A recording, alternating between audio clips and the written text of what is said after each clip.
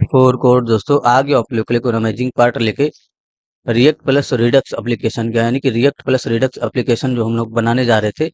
कहने का मतलब ये है कि रिएक्ट की हेल्प से जो हम लोग एप्लीकेशन बनाने जा रहे थे उसके अंदर हम रिडक्स का भी यूज करने वाले हैं। तो रिएक्ट एप्लीकेशन के अंदर यानी कि रिएक्ट जेएस के अंदर रिडक्स का यूज करना काफ़ी इंपॉर्टेंट है। और अगर आप कहीं पर भी इंटरव्यू वगैरह देने जाएंगे तो रिडक्स के बारे में आपसे ज़रूर पूछा जाएगा। अगर आप रिएक्ट का इंटरव्यू देने जा रहे हो तो रिडक्स के बारे में आपसे ज़रूर पूछा जाएगा। और रिडक्स का आपको यूज करने आना चाहिए प्रोजेक्ट के अंदर। तो प्रोजेक्ट के अंदर रिडक्स का कैसे यूज करना है वो मैं आपको इस वाले प्लेलिस्ट में कम्प्लीटली स्टेप बाय स्टेप बताने वाला हूँ। फर्स्ट वीडियो जा चुका है, ये आपका सेकंड वीडियो है। तो स्टेप बाय स्टेप इस प्लेलिस्ट को अचीव करिए और बस जिस तरीके से गाइड किया जा रहा है उस तरीके से फॉलो करते हुए काम करते रहिए। आपको इस प्रोजेक्ट को कंप्लीट करते करते रिडक्स के बारे में सब कुछ पता चल जाएगा और रिडक्स का यूज भी आपको पता चल जाएगा, कैसे यूज करना है, रिडक्स क्या है, किस लिए यूज करते हैं, सारी इन्फॉर्मेशन आपको पता चल जाएगी इस प्रोजेक्ट को कंप्लीट करते करते। ठीक है, तो फिलहाल नोटिस करिए, मैं आपको कुछ एप्लीकेशन फंक्शनलिटी यहाँ पर दिखाता हूँ।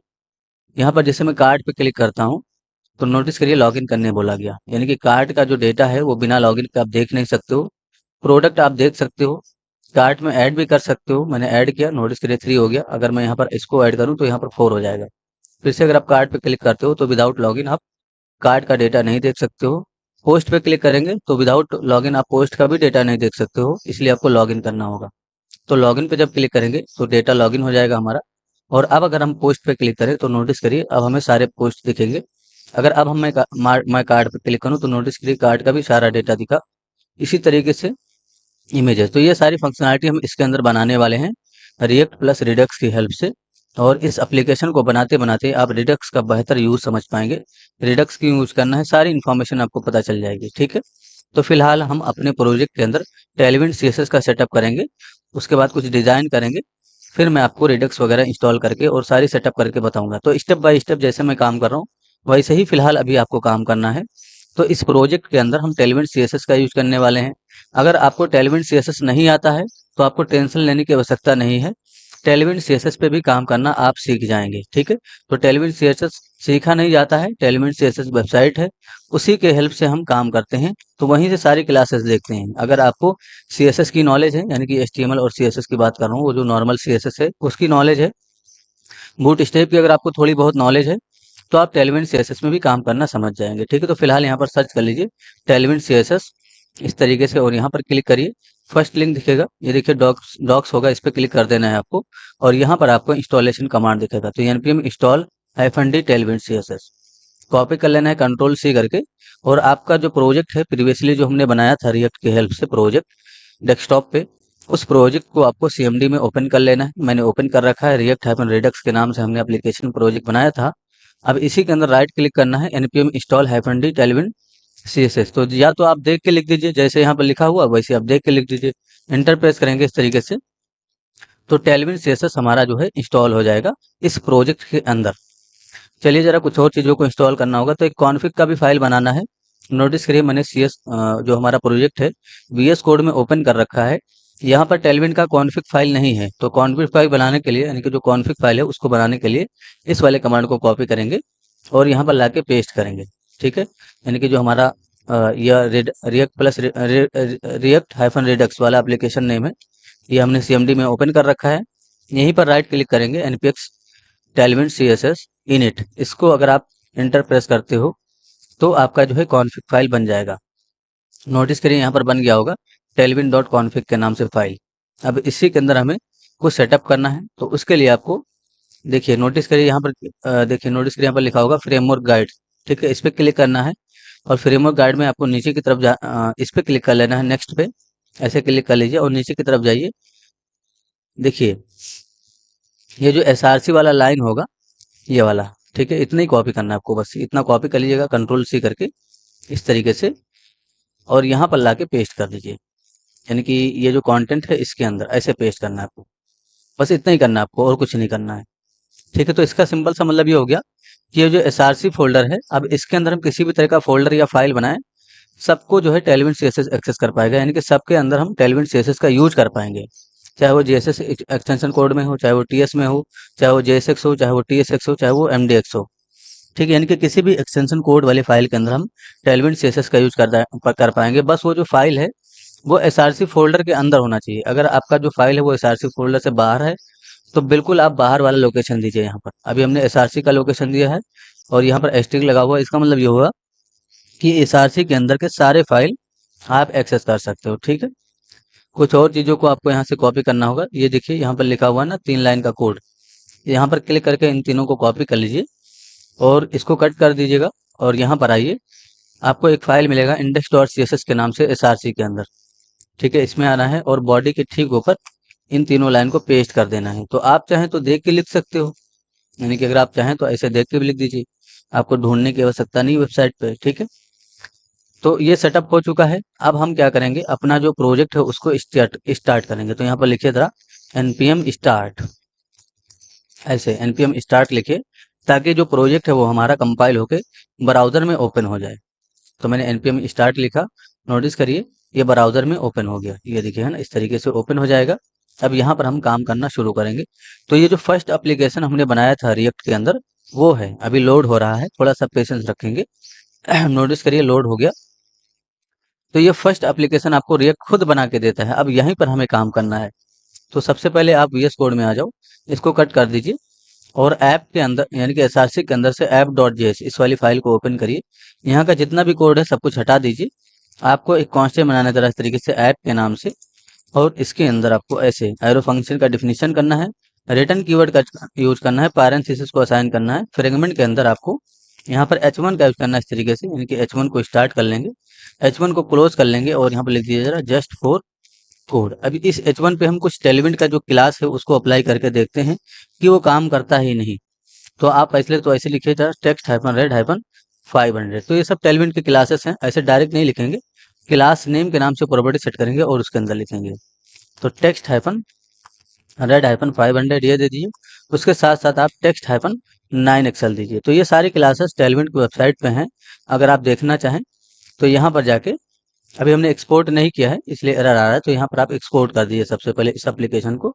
तो एक्सपोर्ट डिफॉल्ट इस कीवर्ड का यूज करिएगा और ऐप को एक्सपोर्ट कर दीजिए। ठीक है, तो अभी नोटिस करिए यहाँ पर जाके देखेंगे तो h1 के अंदर यानी कि जो h1 हमने लिखा उसमें जो है कलर भी लग जाएगा और जो फ़ॉन्ट साइज है वो भी बढ़ जाएगा टेक्स्ट 9 एक्सेल की वजह से। टेलविन सीएसएस की वेबसाइट पर जाएंगे अगर आपको क्लासेस का यूज करना होगा तो। ठीक है, डॉक्यूमेंटेशन पे क्लिक फिर से डॉक्स पे क्लिक करिएगा जरा इस तरीके से, और यहाँ पर नोटिस करिए डॉक्स पे क्लिक करने के बाद आपको ये दिख जाएगा read the Tailwind CSS documentation. इस पे क्लिक करेंगे तो अब इसके अंदर आपको कई सारी चीज़ें दिखेंगी। जैसे कंपोनेंट के अंदर जाएंगे तो सभी कंपोनेंट का आपको क्लास पता चलेगा। ठीक है, देखिए थोड़ा सा स्क्रॉल डाउन करिएगा, यहाँ पर नीचे की तरफ आपको सारी चीज़ें दिख जाएंगी टेक्स्ट से रिलेटेड, टाइपोग्राफी, ये देखिए ना फ़ॉन्ट साइज कितना का आप देख सकते हो। ठीक है, तो सारी चीज़ें यहाँ पर लिखी गई हैं, यहीं से क्लास दे के मैं यहाँ पर दे रहा हूँ। तो फिलहाल अगर आपको टेलविन सीएसएस पे काम करना नहीं आता है तो उसके लिए आपको चिंता की आवश्यकता नहीं है।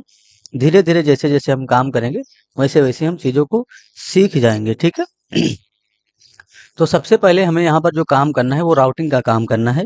इसलिए हम अपने प्रोजेक्ट के अंदर रिएक्ट राउटर डॉम को इंस्टॉल करेंगे। तो आप चाहे तो कंपाइलेशन को रोक दीजिए यहाँ पर, ठीक है, या आप चाहें तो इसी को आप सीएमडी में एक और बार ओपन कर लीजिए। यानी कि जो प्रोजेक्ट है हमारा उसके हमने दोबारा सीएमडी में ओपन कर लिया और यहाँ पर लिखेंगे npm इंस्टॉल। पहले तो हम जो है रिएक्ट राउटर डॉम का सेटअप करेंगे, यानी कि अभी मैं बताता हूँ React hyphen router hyphen DOM इस तरीके से लिखिए जरा। तो npm install React hyphen router hyphen DOM ये लिखेंगे, इंटर प्रेस कर देंगे। ठीक है, तो रिएक्ट राउटर डॉम की हेल्प से हम राउटिंग करते हैं। राउटिंग का मतलब ये हो गया कि जैसे ये जो एप्लीकेशन मैंने बनाया इसके अंदर नोटिस करिए मैं पोस्ट पे क्लिक करता हूँ तो पोस्ट सारे दिखते हैं, प्रोडक्ट्स पे क्लिक करता हूँ तो सारे प्रोडक्ट्स दिखते हैं, इसी तरीके से कार्ड पे क्लिक करता हूँ तो कार्ड दिखता है। ठीक है, तो ये अलग अलग राउट है, कार्ड के लिए अलग राउट, प्रोडक्ट के लिए अलग राउट, पोस्ट के लिए अलग राउट, इमेजेस के लिए अलग राउट है ना, होम के लिए अलग राउट, इस तरीके से। ठीक है ना, तो राउटिंग का कोड हम इसी तरीके से यानी कि रिएक्ट राउटर डॉम की हेल्प से ही कर पाते हैं, इसलिए हमने रिएक्ट राउटर डॉम को अपने प्रोजेक्ट के अंदर इंस्टॉल किया। अब कैसे हम राउटिंग का कोड करेंगे, तो राउटिंग का जो कोड है वो कभी भी इसी फाइल के अंदर किया जाता है app.js के अंदर। ठीक है, तो सबसे पहले तो आपको कुछ चीज़ों को इंस्टॉल करना होगा, उसके बाद ही आप राउटिंग का कोड कर पाएंगे। ऊपर की तरफ आइए जरा और यहाँ पर आप राउटर प्रोवाइडर को इंपोर्ट करिए। तो इंपोर्ट कीवर्ड का यूज करेंगे और राउटर प्रोवाइडर इसको इंपोर्ट कर लीजिएगा। रिएक्ट राउटर डॉम के अंदर से। ठीक है, तो दो तरीके से राउटिंग की जा सकती है। मैं आपको दोनों तरीका बताने वाला हूँ। पहले तो मैं ओल्डेस्ट तरीका बता देता हूँ, जिस तरीके से पहले राउटिंग होता था। लेटेस्ट तरीका मैं आपको बताऊंगा आगे। ठीक है, तो फिलहाल ओल्डर तरीका देखिए कि ओल्डर तरीके में किस तरीके से राउटिंग की जाती थी। इस फ्रेगमेंट के अंदर आ जाओ, इस H1 को हटा दो और यहाँ पर आप राउटर प्रोवाइडर को स्टार्ट करो। तो राउटर प्रोवाइडर को हमने स्टार्ट किया, इसको ऐसे क्लोज कर दीजिए। इसके अंदर हमें इसके बीच में कुछ नहीं लिखना है। ठीक है, और इसके अंदर आपको राउटर के नाम से प्रॉपर्टी सेट करना है और राउटर का वैल्यू आपको राउटर डिफाइन कर देना है। तो जरूरी नहीं कि इसको राउटर ही नाम दें, क्योंकि जनरली ये कांस्टेंट होने वाला है जो कि हम ऊपर बनाने वाले हैं। ठीक है, तो फिलहाल यहाँ पर कोई भी नाम दिया जा सकता है, बस ध्यान रहे कि इसी नाम से आपको कांस्टेंट बनाना है ऊपर की तरफ। तो ऊपर की तरफ आ जाइए, यहाँ पर एक कांस्टेंट बनाएंगे जरा से राउटर के नाम से, और इस राउटर के अंदर आप यानी कि सामने आपको क्रिएट ब्राउजर राउटर, इसको भी इंपोर्ट करना होगा। कॉमा से सेपरेट करिएगा और क्रिएट ब्राउजर राउटर इसको इंपोर्ट कर लीजिएगा। इसको फंक्शन के रूप में कॉल करेंगे यहाँ पर। ठीक है, क्रिएट ब्राउजर राउटर को, और इसके अंदर हम एरे का सिंबल देंगे। ठीक है, तो क्रिएट ब्राउजर राउटर को फंक्शन के रूप में कॉल करना है और यहाँ पर एरे का सिंबल देना है। और इस एरे के अंदर हम अपनी राउट को डिफाइन करते हैं, यानी कि अलग अलग जेसन के अंदर अलग अलग राउट को डिफाइन करते हैं। जैसे कि होम है, इमेजेस है, पोस्ट है, प्रोडक्ट्स है, कार्ट है। तो अलग अलग राउट की इंफॉर्मेशन हम यहाँ पर, जैसे कि होम के लिए पहला जेसन, उसके बाद जो है इमेजेस के लिए दूसरा जेसन, इसी तरीके से कार्ट के लिए तीसरा जेसन, और इसी तरीके से यानी कि सभी के लिए अलग अलग जेसन डिफाइन करते हैं। ठीक है, तो फिलहाल मुझे दो राउट रखना है, इसलिए मैंने दो जेसन डिफाइन किया। पहले में आ जाइए, तो पहले तो समझिए जरा, ये जो राउटर हमने यहाँ पर डिफाइन किया ये कांस्टेंट है ये वाला, तो ये कोई भी नाम दिया जा सकता है। बस यहाँ पर जो आपने नाम दिया है उसी को आपको राउटर का वैल्यू बनाना है। और ये राउटर प्री डिफाइन है, इसमें चेंजेस नहीं कर सकते हो, इसका नाम चेंज किया जा सकता है। तो ये ओल्डर तरीका है। ओल्डर तरीके में इस तरीके से राउटिंग की जाती थी। मैं आपको आपका जो तरीका है उसमें भी राउटिंग करना बताऊंगा, बस आपको पेशेंस रखना है। ठीक है, तो फिलहाल पहले वाले जेसन में आपको पाथ के नाम से प्रॉपर्टी सेट करना है और होम पेज का पाथ देना है। उसके बाद कॉमा से सेपरेट करेंगे, एलिमेंट के नाम से प्रॉपर्टी सेट करेंगे, और एलिमेंट में मैं ऐसे ही डिफाइन कर देता हूँ, H1 का यूज कर लूंगा। यानी कि मैं H1 को स्टार्ट करूंगा इस तरीके से, और यहाँ पर मैं लिख देता हूँ इस तरीके से होम पेज। ठीक है, तो मैंने होम पेज ऐसे डिफाइन कर दिया। नोटिस करिए, इसी दो लाइन को मैं कॉपी कर लेता हूँ और यहाँ पर दूसरे वाले जेसन में पेस्ट करूंगा। मैं इमेजेस खोलने चाहता हूँ। ठीक है, और यहाँ पर मैं डिफाइन कर देता हूँ इमेजेस। तो बस इतना करने से आपका राउटिंग हो गया। ठीक है, यानी कि पहला जेसन, उसके बाद हमारा दूसरा जेसन, तो दो राउट हमारा बन चुका है, एक तो होम पेज और दूसरा हमारा इमेजेस का। तो पेज लोड होते ही ये दिख जाएगा आपको होम पेज, और जब आप यानी कि लोकल होस्ट 3000 के बाद फॉरवर्ड स्लैश देके इमेजेस को खोलेंगे तो आपको ये इमेजेस दिख जाएगा। नोटिस करिए, यहाँ पर आके देखेंगे तो यहाँ पर होम पेज हमें दिख रहा है। इसी तरीके से अगर हम यहाँ पर स्लैश इमेजेस लिखें तो इमेजेस भी हमें दिखेगा, ये दिखे है ना, इस तरीके से। परफेक्ट। अब इस दोनों कंपोनेंट के अंदर इतना ही कोड नहीं रहेगा, इसके अंदर बड़ा कोड रहेगा, इसलिए हम दोनों के लिए सेपरेट कंपोनेंट बना लेते हैं। तो SRC फोल्डर के अंदर सबसे पहले आप CMP के नाम से एक फोल्डर बना लो, और इस CMP के अंदर आप होम के नाम से फोल्डर बनाओ। ठीक है, तो मैंने होम के नाम से इस तरीके से फोल्डर बनाया। तो नोटिस करिए, CMP फोल्डर के अंदर बगल में चला गया होम फोल्डर, इसलिए हम CMP फोल्डर के अंदर एक फाइल बना देंगे। तो फाइल का नाम demo.txt रख दीजिए, इसमें हमें कोई काम नहीं करना है, बस फोल्डर स्ट्रक्चर को मेंटेन करने के लिए मैंने ये फाइल बनाया है, ताकि जो फाइल ये जो फोल्डर है वो नीचे दिखे हमें। अब इस होम पेज के यानी कि जो होम वाले फोल्डर है उसके अंदर index.js के नाम से JSX के नाम से आपको फाइल बनाना है। ठीक है, index.jsx। इसी तरीके से अभी ही हम एक और फोल्डर बना देते हैं इमेजेस के नाम से। तो इमेजेस इसके नाम से फोल्डर बनाइएगा, और इस इमेजेस के अंदर आपको index.jsx के नाम से फाइल बना देना है। अगर आपने मेरा रिएक्ट का क्लास लिया होगा तो आपको सारी चीजें समझ में आ रही होंगी, लेकिन अगर आप फर्स्ट टाइम रिएक्ट पढ़ रहे हो तो पहले आप बेसिक रिएक्ट कवर कर लीजिए, जो कि हमारे यूट्यूब चैनल पर है। यहाँ पर नोटिस करिए, मैं आपको दिखाता हूँ, ये जूम ज़्यादा है। तो मेरे यूट्यूब चैनल पर रिएक्ट जेएस के नाम से प्लेलिस्ट है। यहाँ पर देखिए न्यू रिएक्ट जेएस, इसके अंदर आपको इतना पढ़ा दिया गया है। वैसे तो इसके अंदर 137 वीडियो है, लेकिन आपको सारा वीडियो नहीं दिखेगा, तो 10 वीडियो तक आपको शायद इसमें दिखेगा रिएक्ट चैप्टर वाइज, उसको पढ़ लीजिए। उसके बाद आप इस प्रोजेक्ट को अगर आप बनाते हो तो फिर आपको सारी चीजें समझ में आएंगी। ठीक है, परफेक्ट। तो यहाँ पर आ जाइए, इस होम के अंदर आ जाएंगे, यानी कि होम का जो index.jsx है उसके अंदर आ जाएंगे, और यहाँ पर हम काम करना स्टार्ट करेंगे। तो फिलहाल आप एक कांस्टेंट बनाओ जरा इस तरीके से होम के नाम से, और यहाँ पर हम कॉलबैक फंक्शन का डिफिनेशन करेंगे इस तरीके से, रिटर्न कीवर्ड का यूज करेंगे, और हम पैरेंथेसिस को असाइन कर देंगे। और इसके अंदर मैं H1 का यूज करता हूँ, क्लोज करके मैंने यहाँ पर डिफाइन कर दिया होम पेज। और इसमें मैं क्लास नेम का यूज कर लेता हूँ, कुछ कलर वगैरह डिफाइन कर दूंगा। तो मैंने टेक्स्ट हाइफन रेड हाइफन 500 ये डिफाइन कर दिया। इसके साथ साथ में टेक्स्ट हाइफन 6 एक्सेल डिफाइन कर दीजिए। तो टेक्स्ट हाइफन 6 एक्सेल इसको डिफाइन कर दीजिए। यहाँ पर रिटर्न कीवर्ड का सॉरी एक्सपोर्ट डिफॉल्ट कीवर्ड का यूज करेंगे इस तरीके से, और हम होम पेज को एक्सपोर्ट कर देंगे ताकि हम कहीं दूसरे कंपोनेंट में इसका यूज कर सके। कंट्रोल ए कर लीजिए, कंट्रोल सी कर लीजिए। अच्छा, इसको आप फ्रेगमेंट के अंदर रखिए तो ज़्यादा बेटर होगा। तो मैंने फ्रेगमेंट को स्टार्ट करके इसके बीच में रखा, ठीक है। ऐसे कंट्रोल ए करिए, कंट्रोल सी कर लीजिए, और इसी चीज़ को आप इमेजेस के अंदर भी डिफाइन कर दीजिए।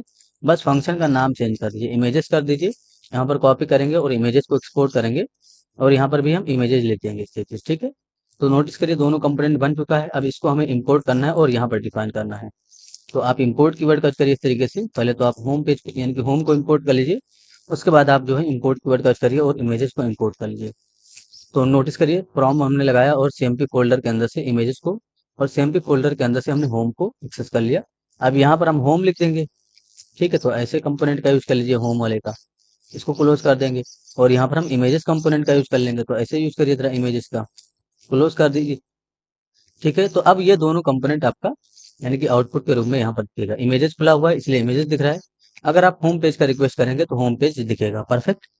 पहले हमें होम पेज के अंदर ही काम करना है, ठीक है।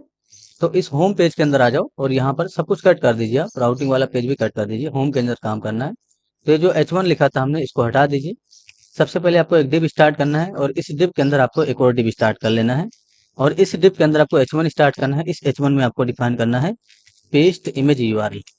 ऐसे मैंने लिखा पेस्ट इमेज यूआरएल, ठीक है।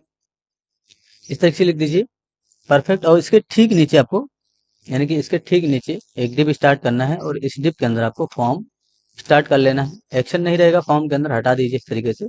और इसके अंदर आपको एक इनपुट फील्ड बनाना है सबसे पहले फॉर्म के अंदर, और इसमें नेम और आईडी हटा दीजिए, कोई काम नहीं है। टाइप का वैल्यू आप यूआरएल डिफाइन करिएगा इस तरीके से, ठीक है। यूआरएल आप इंटर कर सकते हो, अगर आपका जो कंटेंट है वो लंबा हो रहा है तो आप ऐसे इंटर करके अरेंज कर सकते हो, ठीक है। इनपुट फील्ड हो गया। अब इसके ठीक नीचे यानी कि जो इनपुट फील्ड है इसके ठीक नीचे मुझे एक और डिप बनाना है। तो जैसे जैसे मैं काम कर रहा हूँ वैसे आप काम करते जाइए, और इसके अंदर आपको एक बटन बनाना है। इस बटन के अंदर आपको डिफाइन कर देना है सबमिट। तो कैपिटल लेटर में लिखिए या स्मॉल लेटर में लिखिए, कोई फर्क नहीं पड़ता।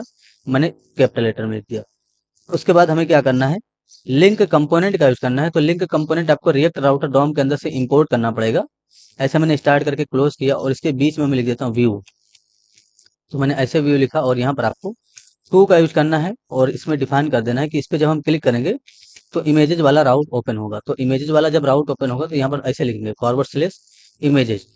तो अब ये जो व्यू है इस पे क्लिक करेंगे तो इमेजेस वाला राउट ओपन हो जाएगा। लेकिन इस लिंक को आपको इंपोर्ट करना होगा रिएक्ट राउटर डॉम के अंदर से। नोटिस करिए ऑलरेडी इंपोर्ट हो चुका है। अगर आप में इंपोर्ट नहीं है तो इसको इंपोर्ट कर लीजिएगा रिएक्ट राउटर डॉम के अंदर से। अगर अभी हम आउटपुट देखें तो नोटिस करिए एक इनपुट फील्ड और यहाँ पर सबमिट का बटन और व्यू दिख रहा है। व्यू पे क्लिक करके देख लेते हैं कि इमेजेस खुल रहा है कि नहीं। नोटिस करिए इमेजेस खुल रहा है, ठीक है। तो ये जो लिंक यानी कि टू प्रॉपर्टी आपने दिया ना लिंक के अंदर, इसी की वजह से इमेजेस खुल रहा है। अब हम इसको डिजाइन करेंगे फिर आपको समझ में आएगा। तो फिलहाल जो पहला वाला डिव है यानी कि जो मेन कंटेनर है क्लास में, इसमें क्लास नेम का यूज करिए और बीजी हाइफन एम्बर ऐसे डिफाइन करिएगा। बीजी हाइफन एम्बर हाइफन 50 ये कलर दे दीजिए। इसके साथ साथ आप यहाँ पर जो है नोटिस करिए, अगर हम इतना कलर देते हैं तो नोटिस करिए कितना कलर आया। ये इतने ही में दिखा यानी कि छोटा सा कलर दिखा ऊपर की तरफ। मुझे फुल हाइट में कलर चाहिए, तो यहाँ पर आपको ऐसे लिखना है मिन हाइफन एच हाइफन स्क्रीन।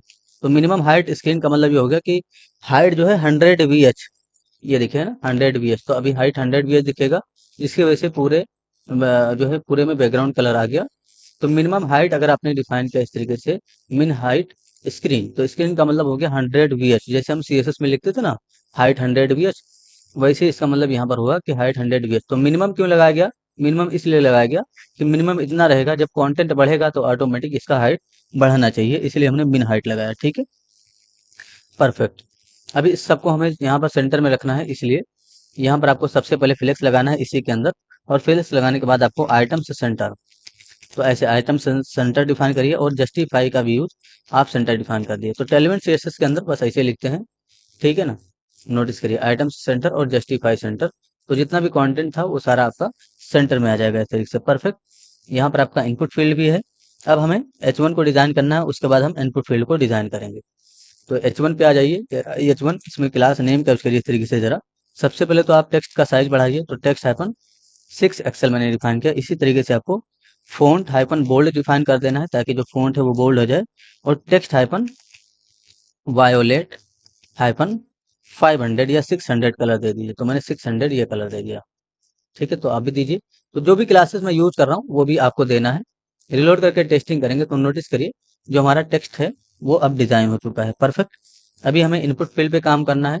तो ये रहा हमारा इनपुट फील्ड। इसमें आ जाइए, क्लास नेम का यूज कर लीजिए जरा इस तरीके से। इसमें आप सबसे पहले तो बॉर्डर दे दीजिए, उसके बाद आपको बॉर्डर का कलर भी देना है। तो बॉर्डर हाइफन वायोलेट हाइफन 600 यही वाला कलर मैंने दे दिया इस तरीके से। इसके अंदर आपको राउंडेड भी डिफाइन करना है, तो राउंडेड हाइफन एलजी डिफाइन कर दिए ताकि बॉर्डर का कॉर्नर राउंडेड रहे। और विथ का यूज करना है W196 ऐसे डिफाइन कर दीजिए। इसके साथ साथ आपको P हाइफन 3 डिफाइन करना है। यानी कि विद हमने 96 डिफाइन कर दिया और पैडिंग 3 डिफाइन कर दिया, तो हमारा जो इनपुट फील्ड है वो कुछ इस तरीके से दिखेगा, परफेक्ट। ठीक है, अभी हमें इसके अंदर प्लेस होल्डर को भी सेट करना है। तो प्लेस होल्डर जरा सेट कर दीजिए। प्लेस होल्डर प्रॉपर्टी का यूज करेंगे और इसमें हम यूआरएल डिफाइन कर देंगे। तो ये यूआरएल मैं कॉपी कर लेता हूँ और यहाँ पर डिफाइन कर देता हूँ ताकि यूआरएल के रूप में हिंट मिले यूजर को कि कोई यूआरएल पेस्ट करना है हमें। रिलोड करेंगे तो नोटिस करिए प्लेस होल्डर में यूआरएल दिखेगा इस तरीके से, परफेक्ट। यहाँ पर अभी हमें क्या करना है, ये जो हमारा इनपुट फील्ड है और ये जो टेक्स्ट है इसके बीच में, दोनों के बीच में गैप चाहिए। तो नोटिस करिए टेक्स्ट हमारा H1 के अंदर है, यानी कि H1 के अंदर है, और ये जो डिव है हमारा वो यानी कि इनपुट फील्ड वाला डिव है, और ये H1 है हमारा। ठीक है, तो दोनों ही एक कंटेनर के अंदर बंद है, इस वाले कंटेनर के अंदर। इसलिए इस कंटेनर में आइएगा, पहले तो आप फ्लेक्स लगाएंगे, उसके बाद आपको गैप वाई डिफाइन कर देना है, यानी कि गैप वाई। तो gap hyphen Y hyphen 6 define करते हैं। तो गैप वाई का मतलब ये हो गया कि टॉप बॉटम गैप। नोटिस करिए, अच्छा फ्लेक्स फ्लेक्स लगाने की वजह से ये इस तरीके से हो गया। तो यहाँ पर आपको फ्लेक्स कॉलम भी लगाना है, तो फ्लेक्स हाइफन कॉल लगा दीजिए। अगर आपने सीएसएस की नॉलेज होगी आपको तो ये सारी क्लासेस आपको समझ में आ रही होंगी। नोटिस करिए फ्लेक्स कॉल जब हमने लगाया और ये चीज हमने लगाया जब गैप वाई 6, तो दोनों के बीच में 6 का गैप आ गया इस तरीके से, परफेक्ट। ठीक है, अब हम आगे काम करेंगे। तो अभी हमें क्या काम करना है, ये जो बटन वाला है इसको डिजाइन करना है। तो बटन आपका इसके अंदर है, नोटिस करिए इनपुट फील्ड के नीचे एक डिव होगा, यहाँ पर आ जाना है, क्लास नेम का यूज करना है इस तरीके से जरा। और इसमें आपको सबसे पहले तो फ्लेक्स डिफाइन करना है। ठीक है, तो फ्लेक्स डिफाइन कर दीजिए इस तरीके से। उसके बाद आपको आइटम्स हाइपन सेंटर ये डिफाइन करना है। आइटम सेंटर यानी कि जितना भी आइटम है सेंटर में आ जाए। Gap hyphen x hyphen 6। तो अगर आपने गैप अभी नहीं दिया तो क्या होगा, नोटिस करिए अभी हम रिलोड करेंगे तो नोटिस करिए सबमिट का और व्यू का जो बटन है वो आमने सामने है, इन दोनों के बीच में किसी भी तरह का गैप नहीं है। तो गैप हाइपन एक्स, एक्स का मतलब ये हो गया कि हॉरिजॉन्टल गैप चाहिए आपको लेफ्ट राइट से। तो ऐसे मैंने डिफाइन कर दिया गैप x3। तो नोटिस करिए दोनों के बीच में थोड़ा थोड़ा गैप आ गया, परफेक्ट। अभी हमें बटन पे काम करना है। तो ये जो बटन है इसमें क्लास नेम का यूज करना है आपको। तो आप इंटर कर सकते हो अगर आपका कंटेंट लंबा हो रहा है। तो इस तरीके से मैंने क्लास नेम को डिफाइन किया, बीजी हाइफन वायोलेट हाइफन 600 यही वाला कलर मैं दे देता हूँ इस तरीके से, परफेक्ट। और यहाँ पर मैं टेक्स्ट का जो कलर है वो व्हाइट रखूंगा इस तरीके से। राउंडेड डिफाइन करूंगा तो मैंने ऐसे डिफाइन कर दिया राउंडेड। px-6 डिफाइन करूंगा और py-3 डिफाइन करूंगा। तो py आप ऐसे देख सकते हो, py-2.5 इतना वैल्यू भी दिया जा सकता है पॉइंट वगैरह में। ठीक है, तो ये सारी वैल्यू ऐसी अपनी मर्जी से नहीं दे रहा हूँ, ये सब टेलविन की वेबसाइट पे है, आप जाके देख सकते हो। नोटिस करिए बटन हमारा डिजाइन हो चुका है इस तरीके से, परफेक्ट। थोड़ा सा हम व्यू को भी डिजाइन कर लेते हैं, उसके बाद हम इसको देखेंगे। तो ये जो लिंक है आप यहाँ पर एंटर कर सकते हो क्योंकि मल्टीपल कंपोनेंट यानी प्रॉपर्टी हो चुका है। तो यहाँ पर आपको सबसे पहले तो टेक्स्ट हाइपन सेमी बोल्ड ये डिफाइन कर देना है, यानी कि टेक्स्ट सेमी बोल्ड, और उसके बाद आपको ये कलर देना है टेक्स्ट हाइपन ग्रे हाइपन 500। ठीक है, इस तरीके से। तो नोटिस करिए यहाँ पर आपका टेक्स्ट का कलर अच्छा बोल्ड नहीं हुआ, तो फोंट हाइपन सेमी बोल्ड होगा शायद। तो यहाँ पर डिफाइन करिए जरा फोंट हाइपन सेमी बोल्ड। ठीक है, अब हम रिलोड करके टेस्टिंग करेंगे। नोटिस करिए बोल्ड हो चुका है, परफेक्ट। ठीक है, तो व्यू हमारा बोल्ड हो चुका है। इनपुट फील्ड और इस सबमिट के बीच में हमें गैप चाहिए। तो नोटिस करिए इस दोनों का कंटेनर क्या है। नोटिस करिए ये हमारा डिव के अंदर बंद है और इनपुट फील्ड हमारा विदाउट डिव के अंदर बंद है। ठीक है, यानी कि डिव है और ये इनपुट फील्ड है, तो दोनों के बीच में हमें गैप चाहिए। तो इसका मेन कंटेनर ये है। क्लास नेम का यूज करिए, सबसे पहले तो आप इसमें फ्लेक्स लगाइए, उसके बाद आपको फ्लेक्स कॉलम लगा देना है, तो फ्लेक्स हाइफन कॉल। उसके बाद आपको गैप हाइफन वाई, तो अगर आपको वर्टिकल गैप चाहिए तो वाई का यूज करिएगा, हॉरिजॉन्टल गैप चाहिए तो एक्स का यूज करिए। तो मैंने 3 डिफाइन कर दिया। तो दोनों के बीच में 3 का गैप आ जाएगा, 4 कर दीजिए, थोड़ा ज्यादा गैप आ जाए। तो नोटिस करिए मैंने गैप y4 कर दिया, इस तरीके से थोड़ा ज़्यादा गैप आ जाएगा। परफेक्ट, इस तरीके से आपको काम करना है। ये जो इनपुट फील्ड है इसका विड्थ मुझे बढ़ाना है थोड़ा। तो पहले तो इसका जो मेन कंटेनर ये वाला है, यानी कि जो H1 के ऊपर कंटेनर है, इसमें बॉर्डर दीजिए। इससे पता चलेगा कि आपका जो कंटेनर है वो कहाँ तक है। तो मैंने बॉर्डर डिफाइन किया, नोटिस करिए ये यहाँ तक बॉर्डर है। इसका विड्थ थोड़ा बढ़ाना है हमें, तो आपको विड्थ इसका बढ़ाने के लिए क्या करना है, W-6/12 ऐसे डिफाइन करना है। ठीक है, तो इसका मतलब ये हो गया कि विड्थ 50%। नोटिस करिए विड्थ बढ़ गया ना। अब इस इनपुट फील्ड का विड्थ बढ़ाने के लिए आपको पहले तो बॉर्डर हटा दीजिए, क्योंकि बॉर्डर का हमें कोई काम नहीं। इनपुट फील्ड में आइएगा और यहाँ पर जहाँ पर आपने W96 लिखा था उसको आप W फुल कर दीजिए इस तरीके से। तो अब इस इनपुट फील्ड का जो विड्थ है वो ऑटोमेटिक बढ़ जाएगा। नोटिस करिए इनपुट फील्ड का विड्थ बढ़ चुका है। परफेक्ट, इस तरीके से आपको काम करना है। अब मैं चाहता हूँ जब मैं यहाँ पर यूआरएल पेस्ट करूँ तो सबमिट करने पे उस यूआरएल को यहाँ पर प्रेजेंट करूँ, यानी कि जो इमेज है उसको प्रेजेंट करूँ। सारे टॉपिक पढ़ेंगे इसके अंदर, जितना भी मैंने बताया ना सब पे काम करेंगे। बस धीरे धीरे आपको पेशेंस रखना है, क्योंकि किसी भी चीज तक पहुंचने के लिए हमें बेसिक शुरुआत करनी होती है, बेसिक चीजों को समझना होता है। ठीक है, तो अभी हमें उस ये जो फॉर्म है इस पे ऑन सबमिट इवेंट लगाना है। तो आप इंटर कर सकते हो अगर ज्यादा एट्रीब्यूट हो रहा है तो ऑन सबमिट इस इवेंट को डिफाइन करिए। और अगर आपको नहीं समझ में आ रहा है कि किस नाम से फंक्शन बनाया जाए, तो जिस नाम से आपने इवेंट डिफाइन किया उसी नाम से फंक्शन को भी डिफाइन करिए। तो मैंने ये फंक्शन कॉल किया, बट अभी हमने ऑन सबमिट वाले फंक्शन का डिफिनेशन नहीं किया है। तो रिटर्न के ठीक ऊपर आप आ जाओ, एक कांस्टेंट बनाएंगे जरा इस तरीके से ऑन सबमिट के नाम से, और इसके अंदर इवेंट को रिसीव कर लेना है, कॉलबैक फंक्शन का डिफिनेशन करना है। आपको सबसे पहले तो इवेंट डॉट प्रीवेंट डिफॉल्ट लगाना होगा ताकि पेज आपका रिलोड ना हो। यानी कि जब भी हम फॉर्म को सबमिट करें तो पेज हमारा प्रीवेंट डिफॉल्ट, नोटिस करिए स्पेलिंग वगैरह आपको मिस्टेक नहीं करना है। प्रीवेंट डिफॉल्ट इसलिए लगाते हैं ताकि जो फॉर्म है उसका डिफॉल्ट बिहेवियर रुक जाए, यानी कि क्योंकि हम फॉर्म में ऑन सबमिट इवेंट लगा रहे हैं ना यहाँ पर। तो ये फॉर्म है, तो फॉर्म क्या करता है, सर्वर का रिक्वेस्ट करता है। तो जब आप इस प्रीवेंट डिफॉल्ट को लगा देंगे तो जो फॉर्म का डिफॉल्ट बिहेवियर था वो बंद हो जाएगा। ठीक है, तो इवेंट के अंदर से आपको डॉट प्रीवेंट डिफॉल्ट फंक्शन को कॉल कर देना है। अब हमें इनपुट फील्ड के अंदर जो इनपुट किया जा रहा है वो डेटा चाहिए। तो एक कांस्टेंट बनाएगी जरा ठीक से यूआरएल के नाम से, और इवेंट के अंदर से अगर आप डॉट टारगेट इसको रीड करते हो तो टारगेट यानी कि क्या रीड होगा, ये फॉर्म रीड होगा। ठीक है, तो इवेंट के अंदर से अगर आप टारगेट रीड करते हो तो ये फॉर्म रीड होगा, लेकिन फॉर्म में डेटा नहीं हो, डेटा कहाँ इनपुट फील्ड में है। तो टारगेट का आप 0 इंडेक्स एक्सेस कर लीजिए। अगर 2 इनपुट फील्ड होता, सपोज करो इसके नीचे एक और होता, ठीक है ऐसे एक और होता, तो अगर आपको इसका डेटा चाहिए होता तो आप क्या करते, 1 इंडेक्स को एक्सेस करते। ठीक है, तो एक ही इनपुट फील्ड है इसलिए हम 0 इंडेक्स को एक्सेस कर लेंगे। अभी भी आपको डेटा नहीं मिलेगा जब तक आप इसके वैल्यू को नहीं रीड करेंगे। तो यहाँ पर डॉट वैल्यू इसको लगा दीजिए। ठीक है, तो इसका सिंपल सा मतलब ये हो गया कि देखिए टारगेट का मतलब फॉर्म। अब इस फॉर्म के अंदर से हमें 0 वाले इनपुट फील्ड का डेटा रीड करना था, इसलिए एरे का सिंबल दिया हमने और 0 वाले इनपुट फील्ड को रीड किया और इसके अंदर से हमने वैल्यू को रीड कर लिया। ठीक है, अगर आप चाहें तो अलर्ट करके देख सकते हो कि आपको यूआरएल में क्या मिल रहा है। तो मैंने ऐसे यूआरएल को अलर्ट कर दिया। नोटिस करिए जाके हम टेस्ट करेंगे इस चीज को। ठीक है, यहाँ पर आ जाइए। अगर आप बिना यूआरएल पेस्ट किए सबमिट करते हो तो नोटिस करिए, अच्छा अलर्ट हो गया। अलर्ट नहीं होना चाहिए, नोटिस करिए अलर्ट हो रहा है। ठीक है, इस पे रिक्वायर्ड नहीं लगा हुआ है शायद, तो पहले तो आप इनपुट फील्ड में रिक्वायर्ड लगा दीजिए। ठीक है, तो इस तरीके से आप रिक्वायर्ड का वैल्यू ट्रू कर दीजिए इनपुट फील्ड के अंदर, यानी कि जो इनपुट फील्ड है, सॉरी ऑन सबमिट में नहीं, इनपुट फील्ड में आपको लगाना है। तो क्लास नेम के ठीक ऊपर जो इनपुट फील्ड है उसमें रिक्वायर्ड का यूज कर लीजिए ताकि रिक्वायर्ड लग जाए। अब अगर आप सबमिट करते हो तो इस पर रिक्वायर्ड लगा हुआ है, नोटिस करिए please fill out this field. अगर आप कोई गलत डेटा देते हो यूआरएल के फॉर्म में नहीं रहेगा तो यहाँ पर लिखेगा प्लीज इंटर यूआरएल। ठीक है, हम यूआरएल देंगे तभी ये एक्सेप्ट करेगा। तो मैं यही यूआरएल कॉपी कर लेता हूँ, मैंने यहाँ पर पेस्ट किया, सबमिट पे क्लिक करूंगा। नोटिस करिए हमारा जो अलर्ट है उसके अंदर यूआरएल आ गया जो कि यहाँ पर था। ठीक है, अब मुझे इस यूआरएल का स्टेट हैंडल करना है, और जैसे जैसे यहाँ पर यूआरएल पेस्ट किया जाएगा वहां पर मुझे यानी कि इसके जगह पे यहाँ पर इमेज को शो करना है। ठीक है, तो यूआरएल का स्टेट हैंडल करने के लिए हम यूज स्टेट को इंपोर्ट करेंगे। यहाँ पर आ जाइए, इंपोर्ट कीवर्ड का यूज करिए जरा इस तरीके से और यूज स्टेट को इंपोर्ट करिए। ठीक है, रिएक्ट के अंदर से, और नीचे की तरफ आ जाइए। एक कांस्टेंट में जरा इस तरीके से, अभी जिस तरीके से काम किया जा रहा है वैसे ही करिए, मैं आपको बताऊंगा सारी चीजें। एसआरसी के नाम से बनाइए और अगला आप सेट एसआरसी इसके नाम से बना लीजिए। ठीक है, यूज स्टेट को आपको फंक्शन के रूप में कॉल करना है, डिफॉल्ट वैल्यू आपको इसका नल रखना है।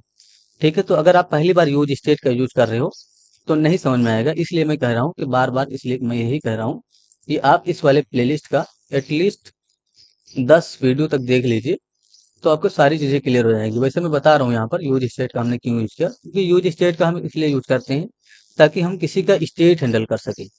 अभी मुझे इस यूआरएल का स्टेट हैंडल करना है, यानी कि जो यहाँ पर डेटा आ रहा है उसी का स्टेट हैंडल करना है। ठीक है, तो डिफॉल्ट वैल्यू मैंने नल रखा है। अब ये जो नल है वो यहाँ पर है, एसआरसी के अंदर है। ये जो सेट एसआरसी ये क्या है, इसकी हेल्प से इस नल की जगह पे आप नया डेटा अपडेट कर पाएंगे, यानी कि इसके अंदर आप नया डेटा अपडेट कर पाएंगे। ठीक है, तो मुझे कब अपडेट करना है और क्या अपडेट करना है, ये जो यूआरएल है इसको यहाँ पर एसआरसी के अंदर डालना है। तो सेट एसआरसी फंक्शन को ऐसे कॉल करिएगा, यानी कि ये जो सेट एसआरसी है इसको फंक्शन के रूप में कॉल करिएगा, जहाँ पर आपने अलर्ट लिखा था। और ये जो यूआरएल है उसको असाइन कर दीजिएगा। तो जैसे आप सबमिट करेंगे, इसके अंदर जो भी इनपुट फील्ड के अंदर यूआरएल होगा वो इसमें चला जाएगा। ठीक है, अब इसमें अगर यूआरएल जा चुका है तो अब आप यहाँ पर नीचे की तरफ यूज कर सकते हो। तो आप नीचे की तरफ आ जाइए और ये जो फॉर्म क्लोज हुआ इसके ठीक ऊपर आप आईएमजी टेक, पहले तो आप चेक करिए क्या यूआरएल में डेटा आया, यानी कि एसआरसी में कोई डेटा आया। तो ऐसे मैंने चेक किया, क्या एसआरसी में डेटा है। एंड लिखने का मतलब क्या एसआरसी में डेटा है, तो अभी नल है, इसलिए यहाँ पर हम आईएमजी टेक को स्टार्ट करेंगे। और यहाँ पर नोटिस करिए मैं एसआरसी को ही डिफाइन कर देता हूँ, एसआरसी का वैल्यू एसआरसी ऐसे डिफाइन कर दीजिए। आल्ट हटा दीजिए, आल्ट का कोई काम नहीं है फिलहाल। और विद को आप डिफाइन करिएगा, तो विद मैंने डिफाइन कर दिया 480। तो एसआरसी एंड लिखने का मतलब ये हो गया कि जब एसआरसी के अंदर कोई डेटा आएगा तब ये काम करेगा। अभी नल है इसलिए आपको ये इमेज टैग नहीं दिखेगा, यानी कि जो आईएमजी टैग है वो नहीं दिखेगा। ठीक है, जब नल यानी कि नल हटेगा, रिप्लेस होगा, नल के अलावा कोई डेटा आएगा तब ये आईएमजी टैग दिखेगा। नोटिस करिए मैं रिलोड करता हूँ इस तरीके से, अभी नल है इसलिए डेटा नहीं आया। तो एक काम करिए, जरा इमेजेस को सर्च करिए यहाँ पर और किसी भी तरह का इमेज आप ओपन करिए। इस इमेजेस में जाएंगे, मैंने इस पर क्लिक कर लिया, या कहीं पर भी आप क्लिक करिए, मैंने इस पर क्लिक कर लिया। इस पर राइट क्लिक करेंगे, open image in new tab कर लेंगे। और ये जो लोकेशन है इसको कॉपी करिएगा कंट्रोल सी करके, और यहाँ पर यानी कि ये जो वेबसाइट इसमें लाके यहाँ पर पेस्ट करिए इस तरीके से। सबमिट पे क्लिक करेंगे, नोटिस करिए इमेज हमें नीचे की तरफ दिख जाएगा। ठीक, परफेक्ट। अब ये इमेज अगर दिख चुका है तो हमें क्या करना है, इस पर क्लिक करने पे रिमूव करना होगा अगर, तो क्या करेंगे हम इस इमेज पे ऑन क्लिक इवेंट डिफाइन करेंगे। तो यहाँ पर आइए और ऑन क्लिक इस इवेंट को डिफाइन करिए और सेट एरो फंक्शन का डिफिनेशन करना है इस तरीके से। सेट एसआरसी की हेल्प से हमें फिर से उसको नल में अपडेट कर देना है, तो ऐसे नल में अपडेट कर दीजिए। जिस तरीके से आपने सेट एसआरसी की हेल्प से ऊपर की तरफ क्या किया था, एसआरसी में डेटा दिया था यानी कि यूआरएल दिया था, वैसे ही आप सेट एसआरसी की हेल्प से एसआरसी को फिर से नल कर सकते हो। नोटिस करिए मैंने नल कर दिया। अब जैसे ही एसआरसी खाली होगा इमेज टैग आपका नहीं दिखेगा। कब नहीं दिखेगा, जब हम इस पर क्लिक करेंगे तो उसमें नल अपडेट हो जाएगा ना, इसलिए। और नल अपडेट होने के बाद यहाँ पर एसआरसी में भी नल चला जाएगा, इसकी वजह से कोई भी इमेज नहीं दिखेगा आपको। अभी मैंने रिलोड किया तो ये चला जाएगा सब कुछ। नोटिस करिए इमेज को पेस्ट करेंगे, यानी कि जो यूआरएल है सबमिट करेंगे, ये देखिए आ गया। अब इस पे अगर आप क्लिक करते हो तो ये चला जाएगा। नोटिस करिए मैंने सबमिट किया, आ गया, ये क्लिक किया हमने, चला गया। मैंने सबमिट किया, ठीक है, और मैंने व्यू पे क्लिक किया। नोटिस करिए मुझे यहाँ पर सारा इमेज चाहिए जो कि यहाँ पर शो हो रहा था, यानी कि जो भी इमेज यहाँ पर शो हो रहा है वो सारा इमेज मुझे अगले वाले पेज में चाहिए, जो व्यू वाला पेज है इसके अंदर चाहिए, सॉरी इमेजेस वाला पेज है इसके अंदर चाहिए। तो अभी जो आपने स्टेट हैंडल किया इसको बोलते हैं हम कि लोकली हमने स्टेट हैंडल किया, यानी कि हमने लोकल डेटा का स्टेट हैंडल किया। लेकिन अगर हमें ग्लोबली डेटा का स्टेट हैंडल करना हो तो उस केस में हम रिडक्स का यूज करते हैं। यानी कि अगर आपको ग्लोबली डेटा का स्टेट हैंडल करना है तो वहां पर रिडक्स की हेल्प से ही आप ग्लोबल डेटा का स्टेट हैंडल कर पाएंगे। कहने का मतलब ये है कि अगर हम इस डेटा का यानी कि ये जो यूआरएल है इसका ग्लोबल स्टेट हैंडल करें तो यहाँ पर ये जो इमेजेस वाला कंपोनेंट है यहाँ पर भी हम इमेज को शो कर पाएंगे। ठीक है, तो ग्लोबल डेटा का स्टेट हैंडल करने के लिए आपको रिडक्स को पढ़ना होगा, इनके रिडक्स को पढ़ना होगा। रिडक्स क्या है, रिडक्स जावास्क्रिप्ट की लाइब्रेरी है। और रिडक्स का जो यानी कि जो रिडक्स है उसको रिएक्ट जेएस का फुल सपोर्ट है, यानी कि रिएक्ट जेएस को रिडक्स का फुल सपोर्ट है, ऑफिशियल सपोर्ट है। बाकी चीज़ों में आपको कई सारी जो है और चीज़ों को इंस्टॉल करना पड़ता है, कई सारी और चीज़ें लाइब्रेरी हैं उनको इंस्टॉल करना पड़ता है। ठीक है, तो फिलहाल हम रिएक्ट जेएस के अंदर रिडक्स का सेटअप करना सीखेंगे। और रिडक्स का क्या यूज है, रिडक्स का यूज ये है कि जब भी आपको ग्लोबल डेटा का स्टेट हैंडल करना हो, जैसे अभी हमने क्या किया, लोकल डेटा का स्टेट हैंडल किया, यानी कि जो एसआरसी है वो सिर्फ इसी के अंदर दिखेगा। यानी कि ये जो यूआरएल है इसके हेल्प से हमने हमने यहाँ पर इमेज शो किया ना, अब ये इमेज यहीं दिखेगा, ये किसी दूसरे कंपोनेंट में नहीं दिखेगा। तो अगर आप चाहते हो कि ये इमेज यहाँ पर भी दिखे और व्यू में, यानी कि व्यू में जो इमेजेस वाला कंपोनेंट है हमारा, व्यू पे क्लिक करने के बाद जो इमेजेस वाला कंपोनेंट खुलता है हमारा, उसमें भी वही इमेज दिखे, तो उस डेटा को आप यानी कि जो वो जो डेटा था उसका ग्लोबल स्टेट आपको हैंडल करना होगा। इस डेटा का अगर आप ग्लोबल स्टेट हैंडल करते हो तो ये इमेज व्यू पे क्लिक करने के बाद यहाँ पर आप रेट करके शो कर पाएंगे। अभी नहीं शो कर पाएंगे, ठीक है, क्योंकि हमने उस डेटा का लोकल स्टेट हैंडल किया है। ठीक है। तो ग्लोबल स्टेट हैंडल करने से क्या फायदा होता है कि आप किसी भी कंपोनेंट के अंदर किसी भी डेटा को आप एक्सेस कर सकते हो। जैसे हमने इस यूआरएल का अगर ग्लोबल स्टेट हैंडल किया, तो जरूरी नहीं कि इमेजेस के अंदर कहीं पर भी, पेज के अंदर, पूरे एप्लीकेशन के अंदर आप कहीं पर भी इस इमेज का यूज कर पाएंगे। ठीक है। तो ग्लोबल डेटा का स्टेट हैंडल करना रिडक्स की हेल्प से ही पॉसिबल है। रिडक्स का अगर आप यूज नहीं करेंगे तो ग्लोबल डेटा का स्टेट हैंडल नहीं कर पाएंगे। तो अगर आपसे इंटरव्यू वगैरह में क्वेश्चन किया जाता है कि रिडक्स का क्यों यूज करते हैं, तो आपको सिंपल शब्दों में यही बोलना है कि रिडक्स का है हम यूज इसलिए लेते हैं ताकि हम ग्लोबल डेटा का स्टेट हैंडल कर सकें, यानी कि डेटा का ग्लोबल स्टेट हैंडल कर सकें। ठीक है। लोकल अगर आपको स्टेट हैंडल करना है तो हम जो है यूज स्टेट की हेल्प से कर सकते हैं। अगर आपसे क्वेश्चन होता है कि क्या हम रिडक्स की हेल्प से लोकल डेटा का, यानी कि लोकली डेटा का स्टेट हैंडल कर सकते हैं, तो अगर आप चाहें तो लोकली डेटा का स्टेट हैंडल आप कर सकते हो रिडक्स की हेल्प से। जनरली यूज जो होता है वो ग्लोबल डेटा, यानी ग्लोबली डेटा का स्टेट हैंडल करने के लिए ही होता है। जैसे ये डेटा है कोई, इसको, इसका जो स्टेट है वो ग्लोबली स्टेट हैंडल करने के लिए होता है। ठीक है। तो ये एक डेटा ही है ना, इस डेटा का ग्लोबल स्टेट हैंडल करने के लिए हम रिडक्स का यूज करते हैं।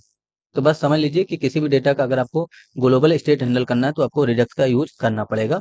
तो रिडक्स को आपको इंस्टॉल करना होगा इस प्रोजेक्ट के अंदर, तभी आप जो है यूज कर पाएंगे। ठीक है। यानी कि अभी जो यूज स्टेट हमने यूज किया, तो ये भी डेटा का स्टेट ही हैंडल कर रहा है, लेकिन ये लोकली डेटा का स्टेट हैंडल कर रहा है, यानी कि लोकल है। यहीं पर आप इस डेटा का यूज कर सकते हो। यही चीज अगर आप रिडक्स की हेल्प से कर रहे होते, इस स्टेट, इसका स्टेट रिडक्स की हेल्प से जो हैंडल कर रहे होते, तो फिर आप व्यू, यानी कि ये जो व्यू है इसको खोलने पे आप इमेज को यहाँ पर शो कर सकते थे। ठीक है। यहाँ पर जितना भी काम है सब कुछ आपको बताया जाएगा। रिडक्स की हेल्प से आप धीरे धीरे सारे काम सीख जाएंगे।